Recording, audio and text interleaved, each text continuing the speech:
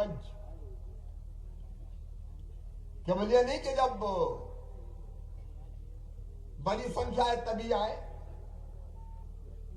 हर 3 महीने में हम किसान मंच करेंगे और इन सब समस्याओं पर, क्योंकि एक के बाद एक समस्याएं तो आती रहती है, समस्याएं दुनिया है तो आती रहेंगी एक साथ। ऐसा थोड़ी कि आज बात होगी तो कल कोई समस्या ही नहीं रहेगी, तो वो हमारा सिलसिला जारी रहेगा। आज आपने अनेकों समस्याएं मेरे सामने रखी है। पहली चीज मैं जोर देकर कह रहा हूं कि बिना किसान की मर्जी के कोई जमीन उसकी अधिग्रहित नहीं की जाएगी। ये पूरे मध्य प्रदेश के लिए यूनिवर्सल होगा। विकास के लिए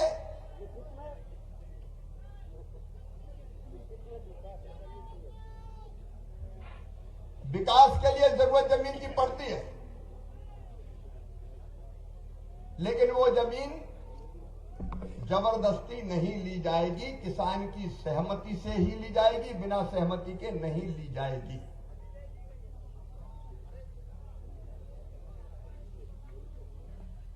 अतिवृष्टि, अफलन वायरस, आपने इसमें लिखा है फसलों का सर्वे कराकर क्षतिपूर्ति और फसल बीमा योजना दिया जाएगा, तो वो निश्चित तौर पर दिया जाएगा। फिर एक बात मैंने पहले ही कही है कि एक सरकार बीच में आई थी 15 महीने के लिए और कई वादे करके आई थी, वादे पूरे नहीं हुए और इसलिए कई किसान डिफॉल्टर हो गए थे। हमने फैसला किया है कि जो डिफॉल्टर हो गए थे कर्ज माफी की घोषणा के कारण, उनके कर्जे का ब्याज हम माफ करेंगे, मतलब हम भरेंगे, ताकि किसान को दिक्कत ना हो।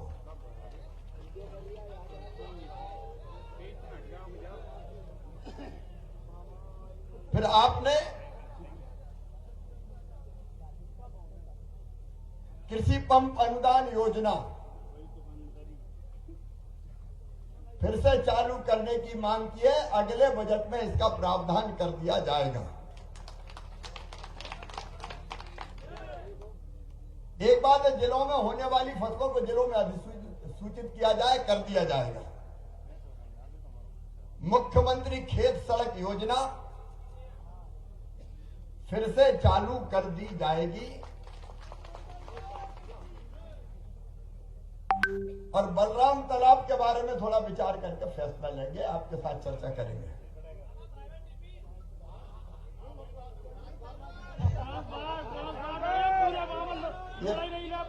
ये प्राइवेट डीपी और यार एक ही बात है ना,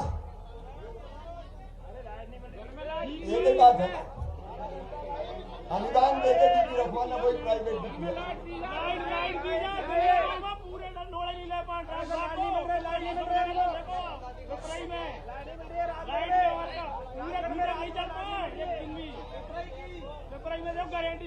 बोलिए भारत माता की। देखो रे भैया, ये मामई है जो ऐसे आंदोलन में आया, बाकी कोई आता है क्या बताओ? हम तो सीधे आएंगे और बीच में भी जाके बैठ जाएंगे। ऐसे पहले सुन लो, सुनाओ तो बोलो भारत माता की। इसके बाद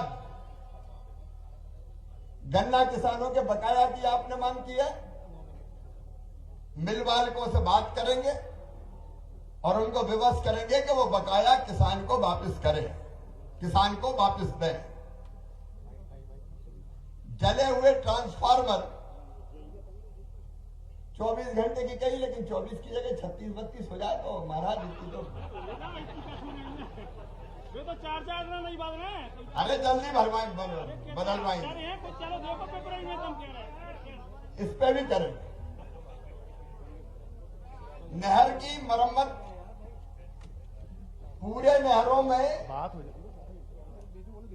जहां मरम्मत की जरूरत है मरम्मत करके टेल एंड तक पानी पहुंचे, इसमें कोई कसर नहीं छोड़ेंगे। और आप में से कई जानते हैं, एक जमाना था जब भिंड मुरैना जैसे इलाके ने कभी पानी नहीं देखा था चंबल की नहरों का, उनको पक्की करके टेल एंड तक पानी पहुंचाने का काम किया था, तो भारतीय जनता पार्टी की सरकार ने किया था। और एक बात और मैं कहना चाहता हूं,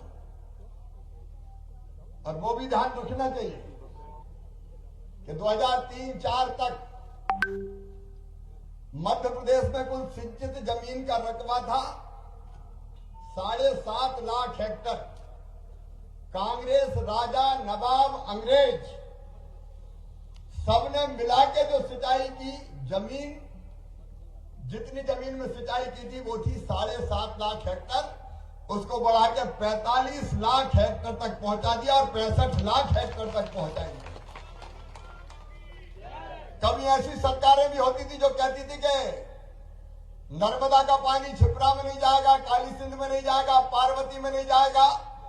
लेकिन आपने देखा छिपरा, काली सिंध, पार्वती और ऊपर अगर कहीं था तो हमने कहा नहर से नहीं जाएगी नर्मदा मैया, तो पाइपों में भरा भरा के चले चलो, मोटर से पानी खींचेंगे और किसान के सूखे खेतों की प्यास बुझाएंगे। तो सिंचाई में कसर नहीं छोड़ी, आगे भी नहीं छोड़ने वाले। और आगे फिर नहरों की व्यवस्था के बारे में आपने बात कही, उनको भी परफेक्ट किया जाएगा। कहीं मरम्मत की जरूरत है तो मरम्मत की जाएगी। अब जब सिंचाई का समय आता है तो ट्रांसफार्मर ओवरलोड होते हैं, उसके कारण जलते भी, सरकार का भी नुकसान, किसान का भी नुकसान। और जहां जहां ओवरलोड ट्रांसफार्मर है वहां ओवरलोड के अलावा अतिरिक्त ट्रांसफार्मर रखने की व्यवस्था की जाएगी। अभी हमने सीएम जन सेवा अभियान चलाया था, हर पंचायतों में शिविर लगा के अगर योजना के पात्र हितग्राही कोई छूट गए थे, अलग अलग योजना, केवल किसान की नहीं, नाम जोड़ के लगभग 88 लाख नाम जोड़े। अभी हमने जो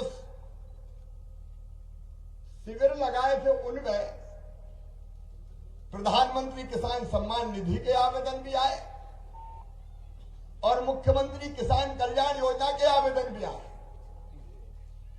हमने अनेकों नाम जोड़े हैं और वो नाम हम आपको सूचित करेंगे कौन कौन के जुड़े हैं।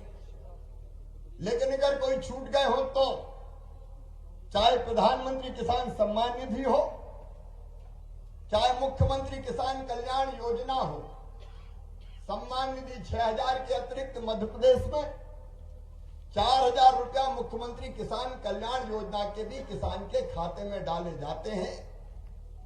और ऐसे नाम अगर छूट गए हो तो अभी जोड़े हैं लगभग 88 लाख ओवरऑल जोड़े हैं, जिसमें किसान के साथ गरीब भी है, तो उन नामों को भी जोड़ा जाएगा। और राजस्व के मामले में जितने भी राजस्व से संबंधित मामले हैं उन सब मामलों में पंचायत बार फिर से शिविर लगा के शिविर में ही आपकी समस्या का समाधान करेंगे, ताकि तहसील में और बाकी जगह किसान को चक्कर ना काटना पड़े।